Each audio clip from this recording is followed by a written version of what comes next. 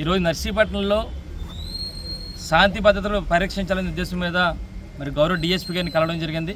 ఎందుకంటే ఇక్కడ జరుగుతున్న మరి చూస్తున్నాం గత కొన్ని రోజుల నుంచి కూడా ఏ విధంగా జరుగుతున్నాయో అవన్నీ కూడా మరి కాపాడాలనే ఉద్దేశం మీద మరి గౌరవ డిఎస్పీ గారిని కలవడం జరిగింది. అయితే ఒకటే చెప్పాలి, ఈరోజు నర్సీపట్నంలో కొత్త సంస్కృతి స్టార్ట్ అయింది. ఏమంటున్నదంటే వదిలేసి పేపర్ చూస్తే ఏదో జిల్లాలో హత్యా ప్రయత్నం జరిగింది, హత్య జరిగిందని చెప్పి చూసేవాళ్ళం. కానీ ఈరోజు నర్సీపట్నంలోనే హత్య ప్రయత్నం జరిగింది, హత్య జరిగిందనే సంగతి మిగతా జిల్లా వాళ్ళు చూసే పరిస్థితి, నర్సీపట్నం అంత పేరు తెచ్చుకున్న పరిస్థితి మీ ద్వారా మరి తెలియపరచడం జరుగుతుంది. ఎందుకంటే ఈరోజు మరి గౌరవ స్పీకర్ గారు అనుచరులు ఎవరైతే ఉన్నారో అనుచరులు అయ్యింది భద్ర గారు అనుచరులు రౌడీ షీటర్లు ఈ మధ్యకాలంలో హత్యా ప్రయత్నాలు కానీ హత్యలు కానీ చేస్తున్న సంగతి మరి మీ ద్వారా తెలియపరచడం జరుగుతుంది. మేము ఎన్నికల ముందు ఒకటే చెప్పాము, మేము ఈరోజు నర్సీపట్నంలో తెలుగుదేశం కానీ ఇక్కడ గెలిస్తే రౌడీ రాజకీయం వస్తుంది, రౌడీయిజం పెరుగుతుంది, గూండాయిజం పెరుగుతుందని చెప్పి ప్రజలందరూ కూడా చెప్పి అయినప్పటికీ కూడా ప్రజలందరూ కూడా ఎంతో నమ్మకం చేశారు.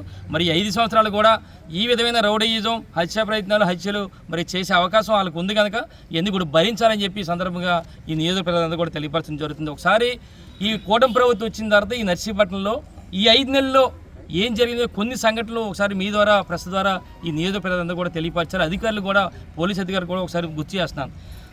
ఈ 5 నెలల్లో నాగతవరం మండలంలో వైబీపట్నంలో మరి చుక్కారాంపై దాడి చేయడం జరిగింది. అలాగే డిఆర్వరంలో సభవరం పెంకినాడు జీడి తోట కూడా 3 ఎకరాలు నరికేశారు.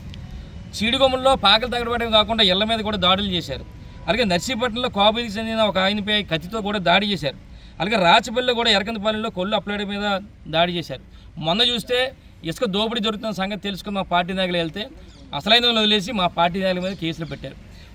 మళ్ళొకసారి చూడాలంటే ఈరోజు 4 మండలాల్లో మన నర్సీపట్నంలో టౌన్తో సహా చూస్తే ఒకసారి ఇదే టౌన్లో నర్సీపట్నం టౌన్లో క్రైమ్స్ ఎన్ని ఉన్నాయంటే ఒక్కసారి మీకు చెప్పాలి.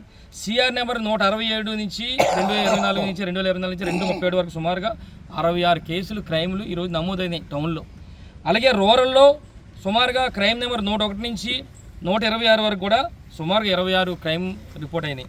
అలాగే మాగారుపాలెంలో 57, గొలిగొండలో 35, నాగతవరంలో 48, కేడిపేటలో 25. అంటే సుమారుగా ఈ 5 నెలల కాలంలో కూటమి ప్రభుత్వం వచ్చిన 257 క్రైమ్స్ మరి ఇక్కడ రకరకాల గొడవలతో నర్సీపట్నంలో మరి రికార్డు స్థాయిలో 5 నెలల్లోనే మరి నమోదైన సంగతి మీ ద్వారా తెలియపరచడం జరుగుతుంది.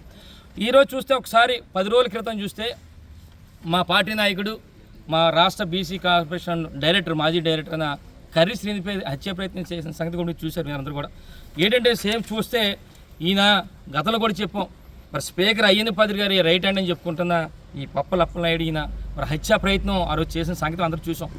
ఈయన తప్పించుకుంటే వెనకాల ఉన్న దాడి రాజు అనే దాని ఆయన్ని మరి కత్తితో మరి దాడి చేయడమే కాకుండా మరి వాళ్ళందరూ కూడా కేసు ఎట్టి బస్సులో కేసు లేకుండా ఎవరైతే ఇప్పుడు నిన్న హత్య చేశారో వాళ్ళు ప్రోద్బలంతో వాళ్ళ తాలూకు ఒత్తిడి మేరకు మరి కేసును కూడా పక్కదారి పెట్టించారు. మరి కరిశ్రీని కింద ఉన్న రాజు ఎవరైతే ఉన్నారో రాజు తాలూకు భార్య కంప్లైంట్ ఇచ్చినప్పటికీ కూడా బెదిరిస్తారని చెప్పి ఎక్కడ పట్టించుకోలేని పరిస్థితి.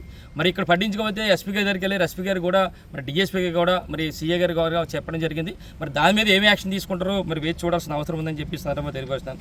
ఇక చూస్తే నిన్న ఎంత దారుణం అంటే మొన్న రాత్రి మరి ఎవరైతే బండారు సంతోష్ బండారు మరి కొండబాబు అనే వాళ్ళిద్దరు ఉన్నారో వాళ్ళిద్దరు కూడా బండారు సంతోష్ బండారు కొండబాబు కూడా మరి ఎంత దారుణం అంటే ఎవరైతే సర్వసిద్ధి నాగేశ్వరరావు మరి హత్య చేయబడ్డాడో దారుణంగా వీళ్ళిద్దరు కూడా హత్య చేశారు. ఎంత దారుణం అంటే మొన్న ఈయన చూస్తే మా పార్టీ నాయకుడు కరిసిపై దాడి చేశాడు ఈయన రౌడీ షీటర్ పప్పలప్పనాయుడు. ఈయన చూస్తే హత్య చేశారు వీళ్ళిద్దరు కూడా. అంటే ఈ విధంగా ఎంత దారుణం అంటే ఈ కొండబాబు అని ఆయన పార్టీ కార్యక్రమాల్లో పార్టీ తరఫున ఆయన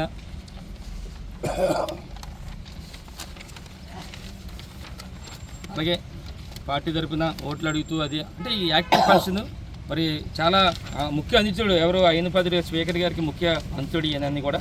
అయితే మేము ఒకటే కోరుతున్నాం, ఈరోజు ఎంత దారుణం అంటే సర్వసిద్ధి నాగేశ్వరరావు ఆయన మరి ఎక్కడి నుంచో వచ్చి ఇక్కడికి చూసుకుంటూ కొన్ని సంవత్సరాల నుంచి కూడా ఏదో బతికి తెరుపు ఇక్కడికి వచ్చి చేస్తున్నాడు. ఆయన్ని అన్యాయంగా చాలా దారుణంగా మరి ఈరోజు మరి చంపేసిన సంగతి అందరం కూడా చూసాం. అందుకనే ఒకసారి ఈరోజు మేము ఒక డిమాండ్ చేస్తున్నాం. ఈరోజు స్పీకర్ అయ్యన్న పత్రిక ఒకటే డిమాండ్ చేస్తున్నాం, ఏదైతే మీ అనుచరులు ఉన్నారో ఏదైతే మీ లెఫ్ట్ హ్యాండ్ రైట్ హ్యాండ్ అని చెప్పుకుంటూ తిరుగుతూ మరి ఈ విధంగా హత్యా ప్రయత్నాలు చేస్తున్నారో అందరూ కూడా కట్టడి చేయాలి. మీరు ఒక్కసారి ఏదైతే అన్యాయం జరిగిందో ఆ కుటుంబాన్ని ఆదుకోవాలని చెప్పి ఈ సందర్భంగా డిమాండ్ చేస్తున్నాం స్పీకర్ అయ్యన్న పత్రిక గారిని. ఎందుకంటే వాళ్ళకి ఎవరైతే చనిపోయారో సర్వసిద్ధి నాగేశ్వరరావుకి ఒక చిన్న బాబు పాప కూడా 3 సంవత్సరాల పాప కూడా ఉందని చెప్పి మరి చెప్పడం జరుగుతుంది. తల్లిదండ్రులు కూడా అనాథలైపోయే పరిస్థితి. కాబట్టి మరి ఏదైతే హత్య జరిగిందో మరి ఆ హత్య కాబడ్డాడో ఆయన తాలూకా కుటుంబాన్ని ఆర్థిక పరంగా ఆదుకోవాలి. ఎవరైతే పాప వాళ్ళ భార్య ఉందో ఉపాధి కూడా కల్పించాలని చెప్పి మీ ద్వారా మరి స్పీకర్ అయ్యనపతి గారిని డిమాండ్ చేయడం జరుగుతుంది. మరి ఈరోజు చూస్తే అసెంబ్లీలో మరి శాంతి భద్రతల గురించి ఇంతమంది చూసాం. మరి చాలా చర్చ జరుగుతుంది. మరి స్వయంగా స్పీకర్ గారి నియోజకవర్గంలో శాంతి లేదు, భద్రత లేదు కనుక దయచేసి పోలీసు వారి దీని మీద మరి సరైన చర్యలు తీసుకోవాలని చెప్పి సందర్భంగా తెలియపరుస్తున్నాం. మరి ముఖ్యంగా మరి ఈరోజు ఇక్కడ ఉన్న డిఎస్పీ గారిని కోరుతున్నాం. అలాగే మరి మెయిన్ ముఖ్యంగా టౌన్ సిఐ గారిని కూడా కోరుతున్నాం ఈరోజు. ఎందుకంటే మరి వేలాది మందిగా ఉన్న నర్సీపట్నం మున్సిపాలిటీలో మరి ఇక్కడే గొడవలు ఎక్కువ జరుగుతున్నాయి కనుక ముఖ్యంగా ఈ గొడవల కారణం ఏంటంటే మరి ఈ వైన్ షాపుల దగ్గర ఉన్న మందు తాగి ఆకతాయిలందరూ కూడా ఈ గొడవలు చేస్తున్నారు. ఏంటంటే ఈరోజు నర్సీపట్నం పరిస్థితి ఏంటంటే సూర్యోదయానికి ముందే వైన్ షాపులు తీసేస్తున్నారు. రాత్రి 12 అయినా 1 గంట అయినా సరే కట్టలేని పరిస్థితి. కాబట్టి ఇక టౌన్ సిఐ గారు దీని మీద బుర్రబెట్టి మరి ఎట్టి బస్సులు కూడా ఎక్కడ కూడా ఎప్పటికప్పుడు గస్తీలు ఏర్పాటు చేసి ఎక్కడ కూడా మందు తాగకుండా మరి అన్నీ కూడా బంద్ చేయాలని చెప్పి మరి మీ ద్వారా మరి సిఐ గారిని డిఎస్పీ గారిని కోరుతాను. మరి ఎట్టి బస్సులు కూడా ఇలాంటి మరి డిఎస్పీ గారిని చివరిగా కోరేది ఏంటంటే ఎట్టి బస్సులు కూడా ఇలాంటి ఆగడాలు ఆపాలి. ఇప్పటికైనా సరే శాంతి భద్రతలను పరిరక్షించాలని చెప్పి మీ ద్వారా డిమాండ్ చేస్తూ నమస్కారాలు తెలుపుకున్నాను.